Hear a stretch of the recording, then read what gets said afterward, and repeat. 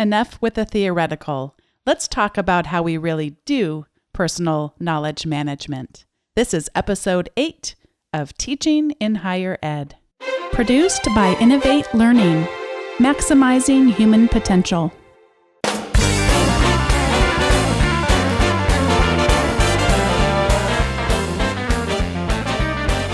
Welcome to this episode of Teaching in Higher Ed. This is the space where we explore the art and science of being more effective at facilitating learning. We also share ways to increase our personal productivity approaches so we can have more peace in our lives and be even more present for our students. Hello, this is Bonni Stachowiak, and I am once again joined by Dave Stachowiak. Hello, I'm glad to be back. Today we are continuing on the theme of personal knowledge mastery or management. However, if you did not listen to the last episode, we will not leave you high and dry. We would never do that. Absolutely not. So a quick reminder, personal knowledge mastery or management is all about the way that we construct individualized processes to help collect knowledge. At that point, it's really usually called information because it doesn't have any meaning to us. Then we curate it so that we're able to find it in the future and it has some meaning for us. And then we create or we share it with others. And so we're going to talk today not about the theory behind that because that was in the last episode, but today we're going to look at the practices that Dave and I each use. And while we use some of the same tools, we also think about this process different and it meets our needs in different ways. So that's why I'm glad to have him back. We're both committed to having lifelong learning and really love the idea of the powerful connections that are out there to be had and the way that we can really continue to learn and gain access to important ideas and information to each of us. Yeah, I think it's something that I've thought a lot about in the last year, and I feel so much better about my systems now, Bonni, than I ever did before. And I feel like the tools also really align now much more with the strategy I have for this than they used to. So I'm really excited to talk more about it. So let's talk first about seek, which this is again, Harold Jarche's definition is seek, sense, and share. Those are the processes that he has defined in the way that he describes personal knowledge mastery. And I use 3 C's. I use capture, going out and capturing information. I use curate, and I use create. And so let's talk first about how do we go out and seek or how do we capture information that's out there. And first, I'd like to start by saying there are 2 broad ways this can be done. So we can go out and we can subscribe to sources of information. And when we subscribe to sources of information, what happens then is it gets identified what we've seen or read since, or at least skimmed, since the last time we checked in. That's one approach to going out and seeking information. Then the other approach is just more of a in the moment. What's happening now? I don't necessarily know what's happened since the last time I have gone out and gone through this process. And so in that particular instance, if you happen to be doing this process on a Monday afternoon, that's going to look entirely different, what's there, than if you look on Tuesday afternoon, for example. If you subscribe, you're going to know if the last time you checked in was Monday afternoon and it's Wednesday afternoon, you'll know what's happened since the last time that you checked in. So those are the 2 broad things. I will also mention, of course, a third is that we can go and search. So we could use, if we were doing research around a paper we were writing, we could go and search databases, for example, and our upcoming guests are actually going to be talking to us more about that. So Dave and I aren't going to discuss that aspect of it too much. I will say one downside to that aspect, though, to that approach is that you have to know what you're searching for, at least to a certain extent, versus what Dave and I are going to be describing is a lot more emphasis placed on the sources of what we're connected to, what we're either subscribed to or what's called following. And so it's going to be about the relationships and the network of people and sources of knowledge and what they bring to us versus knowing that we were looking for it. And one thing that when I was writing down the ways that I seek or capture information, Bonnie, that really came out as a theme with all of them is that I like to have someone have done some curation for me before I go looking at something. So the days where I just go click on CNN or go to the New York Times and just see what's going on in the world are pretty much gone. I really do very little of that. Anything that I have coming in is because I've either identified an individual or a source that has already done some of that work for me as far as curating things, and I trust that person or that source already to have found some information and to have done some of that initial legwork for me, so then I can take that second step to then decide if this is something that I want to bring into my personal knowledge management system. And even sources like the New York Times, for example, have ways where you can subscribe just to small pieces of it. So if one thing, I like the topic of psychology on the New York Times. And so I have subscribed just to the psychology feed from the New York Times. So I'm not getting the wedding announcements and I'm not getting the sports. I can just get access to that. But what Dave's describing is more from another person who regularly reads the New York Times and has identified some of the best stories out there. And as you could think about, there are certainly advantages and disadvantages to that. And so Dave and I are both continually over time changing slight tweaks to our system that help really make it even that much more effective for us. And so it's really a nice thing to be able to do. We've shared in the past about some of the sources we've used, but today we're really getting into depth. So let's talk a little bit about how we do this. So for me, I tend more toward subscription-based methods of seeking. So I use a service called Feedly. Feedly, and we'll have all of these links, by the way. Dave and I are going to talk about a lot of different services. So if one of them sounds good to you or you want to follow up, you're going to have that in the show notes for you. So Feedly, Feedly, is a way of subscribing to different feeds. We used to subscribe to newspapers. They'd show up at our door. In this case, we subscribe to specific sections of a newspaper, for example, that we might want to get. And instead of showing up to our front porch, it shows up inside of Feedly. Now, Feedly is also a service that will track things like what I have read since the last time I was there.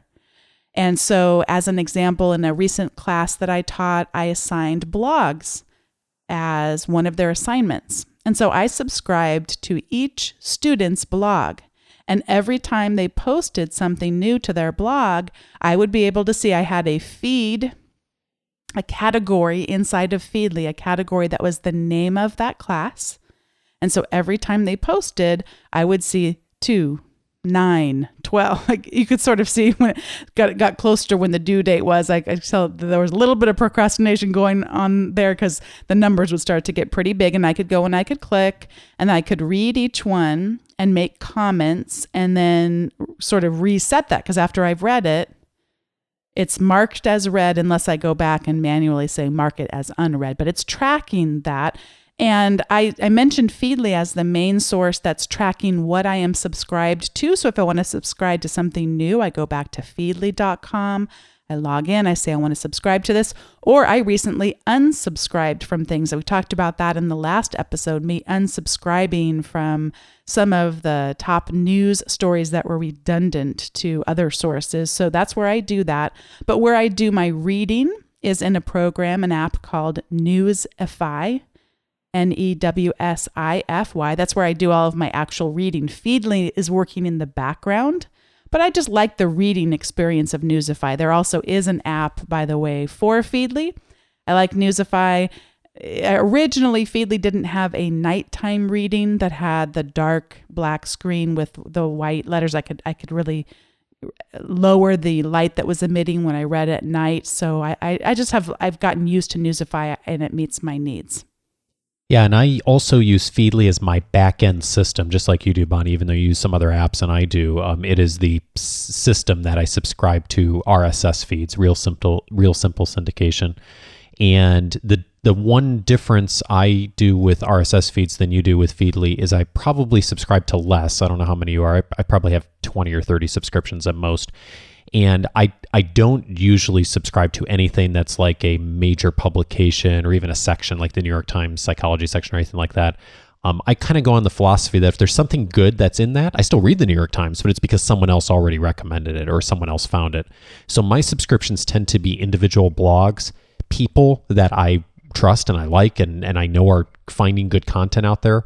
And those are generally the ways I'll end up reading a New York Times article or something like that. It's because someone else passed it along.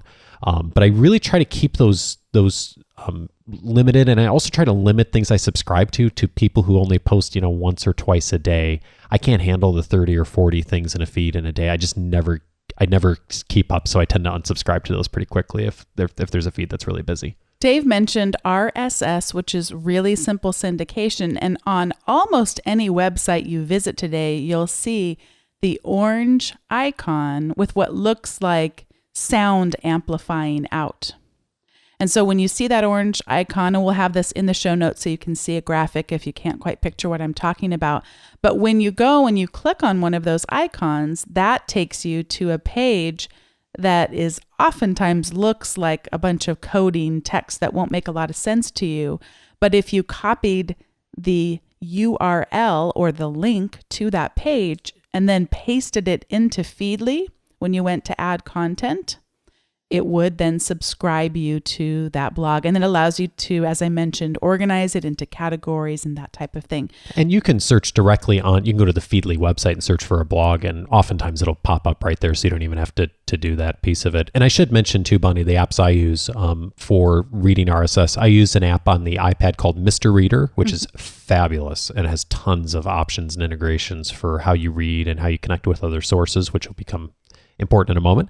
And then on the iPhone, I use an app called Unread, which is a really simple reading app that makes it look really easy and nice to read, and they all sync back to Feedly. So if I read something in one place, it syncs it everywhere else. That's what makes it so nice, is you can find the service that works best for you, and Feedly talks to all of those services.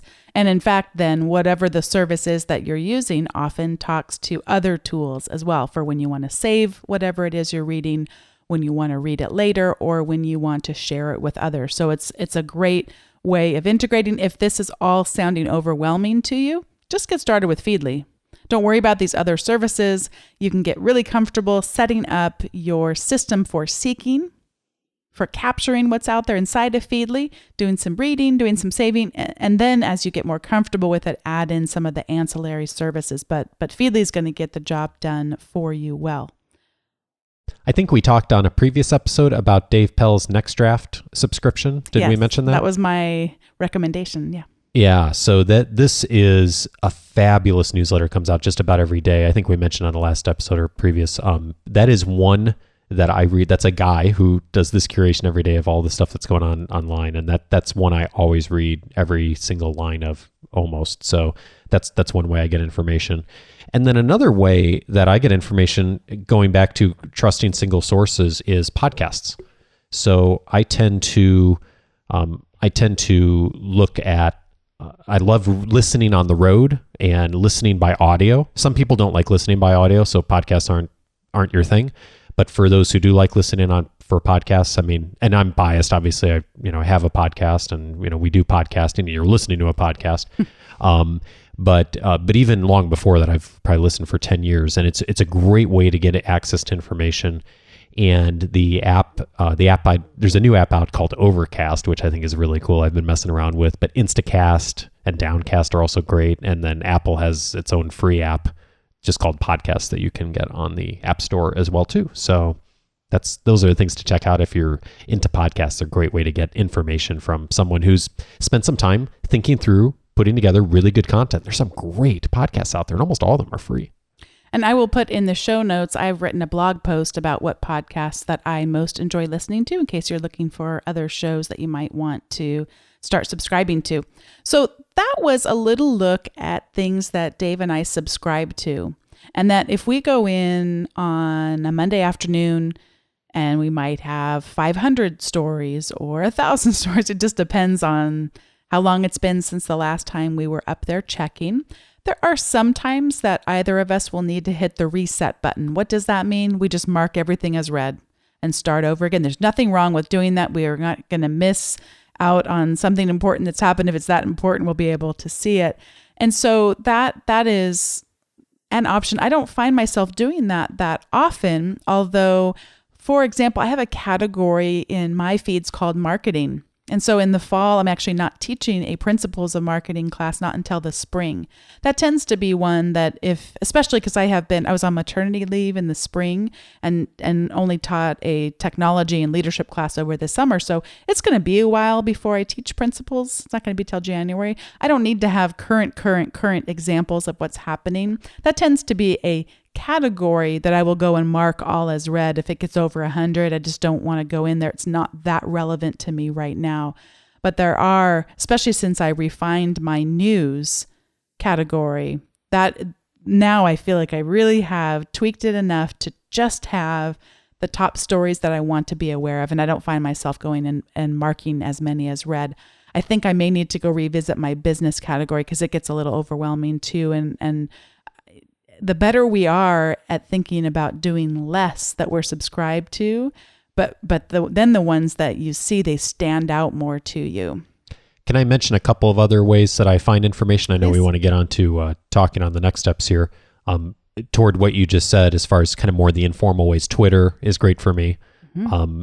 And I only follow about 70 people on Twitter, or a lot more people follow me, but I find that I can manage just watching a small number of folks. And again, those are people I trust. I know they're talking about things that are generally interesting to me. So Twitter is a little bit different than Twitter. We follow people, but when you go up and look at Twitter, it doesn't tell you, here's what's happened since the last time you were here, because you'd be reading all day.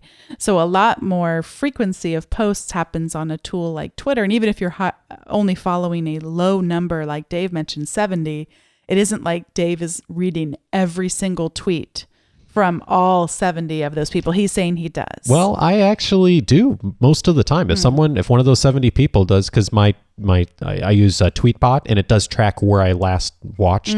So I don't always do that, but most of the time, most of the week, I actually do see everything from those people that follow. And that's why I keep my followers pretty low, because those are people I'm actually really interested in what they're talking about. I'm following about 190 and I am not able to. Yeah, you can't do that with that. 190. And I will also say that one of the things that I am really enjoying is, instead of just the on-off switch of following people or not, I have that approximately 190, but I'm also beginning to curate what are called lists. And a list could be a group of people that I want to follow. For example, when I teach the doctoral class on education and technology, they're all expected to tweet and to blog. And so I have just for that given class, so I can make sure and see what's going on. And there's I do read every single tweet that they do during those classes. But then I also I'm really a big fan of Prof. Hacker on the Chronicle of Higher Ed. I love what they have to say. So I have a list just of the writers that write for that particular blog. Smart.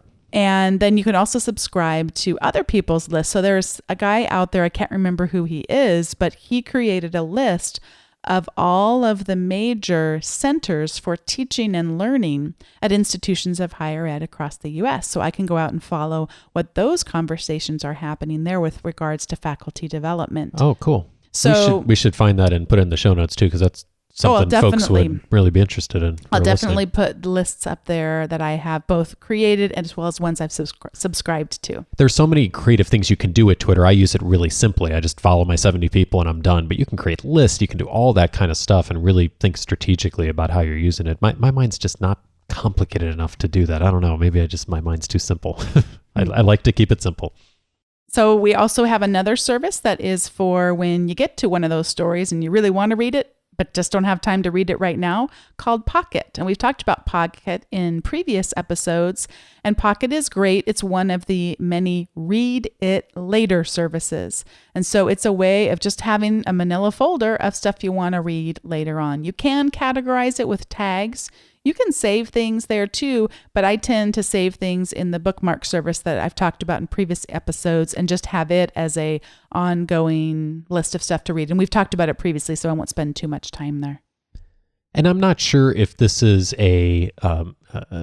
a seek or a sense item, Bonnie, but one thing that I do, and I'm starting to do more and more religiously, I did it in church this morning, get it, religiously, is I use an app called Drafts. And I know you use it too. And the way I use Drafts is anytime I hear something, someone says something to me, something comes up in conversation, I'm sitting in a lecture, whatever, and I'm like, oh, that would be good to follow up on, or that gave me an idea that I should go read this book, or that gave me an idea of an article. I mentioned I used it in church this morning. I was being serious because our pastor gave this great sermon this morning, and as halfway through the sermon, I was like, oh, that gives me a great idea to write a blog post on something related to this. And I pulled out my phone, which you're probably not supposed to do in church, but I did. And on the Drafts app, I put a quick note to myself and put it right away because I wanted to remember it. And I knew if I didn't write it down right at that moment, I would forget it. And so I've disciplined myself anytime during the day someone says something really smart or insightful, or I think about something and I don't have the time right then to process it or put it in another system. I just put it all in Drafts. And then twice a week, I've got a reminder in my task management system to go into Drafts and to look at everything. And usually about a third of the things each week I file for, in my task management system. About a third of them I put into my to write or podcast about at some point in the future. And then usually about a third of them I delete. And I say, that wasn't actually really that great a thought after all. After we have gone through the seek process, it's now time to sense, to make meaning of what has been collected. And we want to curate it so that it doesn't only make sense now, but in the future, we'll have a way to be able to revisit it and to look more holistically at that which we have gathered.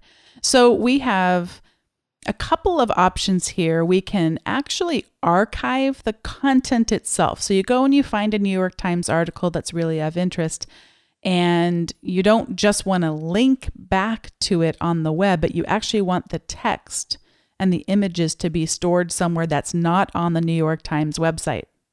That's when you're going to want a program that will actually save it. And Dave has mentioned that his bookmark system does both. It both bookmarks the link, but it also copies the article and the graphics and all of that to a separate place in case the New York Times changes their link or one day goes out of business, that type of thing. So Dave has mentioned this in previous shows. We're not going to spend a lot of time on it. His service is called Pinboard and does archive it.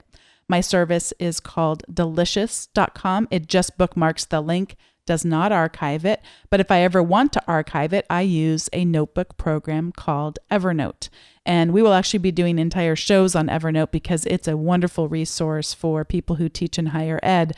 But just know that it will allow me to, from inside of my web browser, as I'm looking at that New York Times article, just click a button and it'll automatically save it in whatever format I want, just the words or the words and the graphic or the actual page. And I can tag it and categorize it all right from there. And one thing that's true of both of our systems is that we both use tagging extensively. So when we put something either in Delicious or Pinboard, we tag it. So if we are going to use it for a future class, we tag it with that class code. For me, I tag specific topics. If there's an article that has a research articles as a part of it, I'd use the tag research. So I can pull up something by topic, and then I know that there's research links in there too. So I can search by those if I'm looking for something that's more, academic based. So there's lots of great ways to do that, to really have a library where you can then go and you've got access to that information at the time that you need it. And whenever I am reading, I also might tag something. If it bridges onto a blog idea that I have, I can save it under a tag that I have just for those types of topics. And that's where I use Evernote, Bonnie, is if it's either an idea from an article or from drafts or something that comes up in conversation, I have a running list in Evernote that says blog ideas. And then there's a list that says podcast ideas. So I just add those in.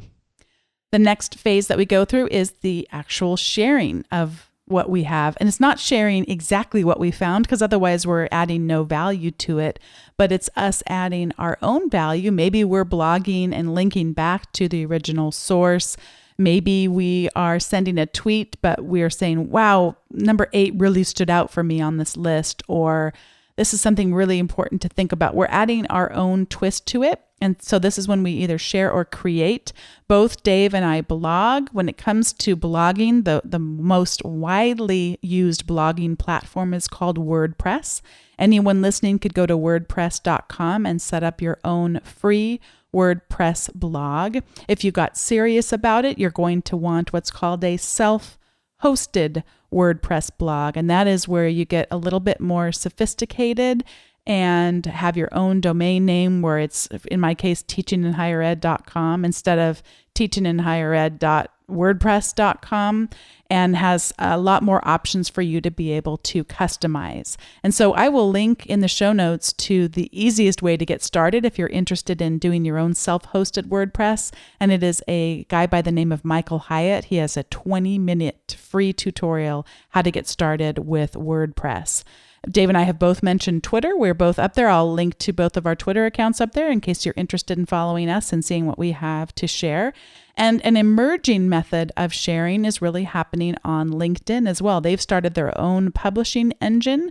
And so you can apply to publish within LinkedIn and have access to a really hungry, pretty darn big audience there. I just recently subscribed to a group, which is different than the publishing platform, but there's a group on LinkedIn for technology using professors, which I'll link to in the show notes. And if you are actually a professor, not a vendor, but someone who teaches in higher ed, either as an adjunct or a resident faculty member, you can join the group. And there are over 12,000 people that are on that group the last time I looked. So lots happening there with abilities for us to share what we're learning with each other.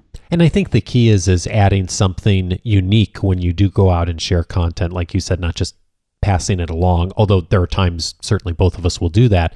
But if it's a list of 7 or 8 things, here's the one that really spoke to me as a comment. Like if I share an article on our Facebook fan page for Coaching for Leaders, I'll usually write something before it and I'll say, this article really made me think about this. And something that really makes people realize I actually read it, because there's so much sharing that goes online that people, there's been some interesting studies on this, how much the more you share, the less likely it is that you've actually read the things you're sharing. There's all these correlations, which is interesting.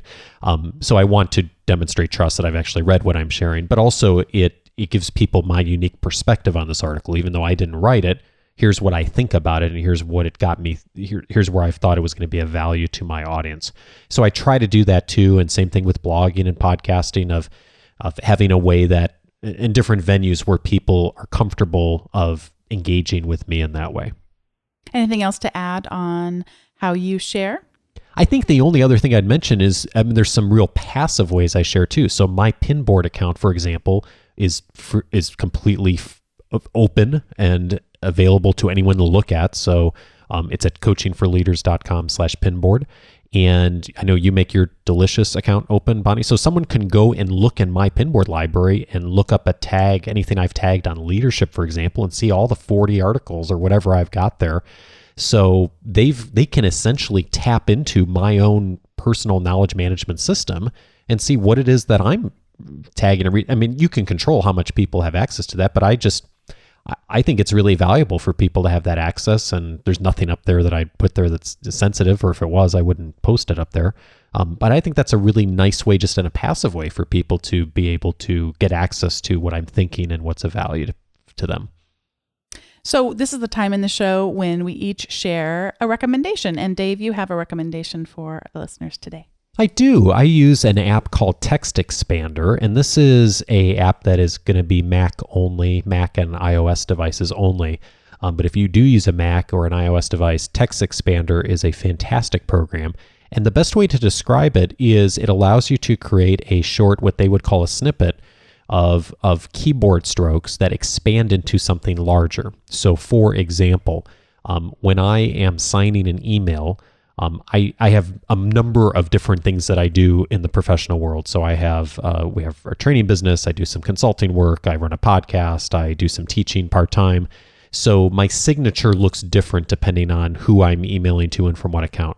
So when I'm emailing something for my Dale Carnegie work, I just type at the bottom of the email, DSIG, as in Dale Carnegie signature, DSIG, and that expands into, it says Dave Stachowiak, Dale Carnegie, all the contact information that I would have on my signature line. When I am responding to a client request for information about how to register for a course, I've already written that email once, and I just type in Z register or request or something like that. I can't remember exactly which one I do. And it populates the entire email with all of that in there. So it basically allows you to create things, anything you do on a regular basis or you write on a regular basis, you can create a small keyboard stroke for it, and it works across all of your programs and apps. And when you type that in, it automatically puts in that information there. So it saves a ton of time, and I'm using it more and more every day. And it's also available on iOS devices too. So check it out. Text Expander, it's called. I will do my recommendation for all of our PC listening friends, and that is you won't be looking for Text Expander, but look for Breevy, Breevy. I'll put it in the show notes, and you can have access to the same kind of tool Dave just described, but for our PC users. And the show notes, by the way, are going to be at teachinginhighered.com/8 because we are on episode 8. And only will take probably about an hour and a half for you to write with all of the links we've talked about here today. Oh, it's going to be fun, though. Yeah, it will be fun. Thanks so much for joining us today. And if you haven't already, subscribe to our weekly update.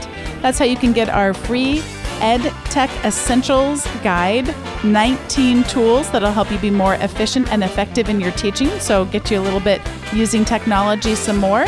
So please sign up for the weekly update because it also sends a weekly article and the show notes so you don't have to remember to go check them out. They'll come right into your inbox. It's almost like you have a system for sharing with people like we talked about today.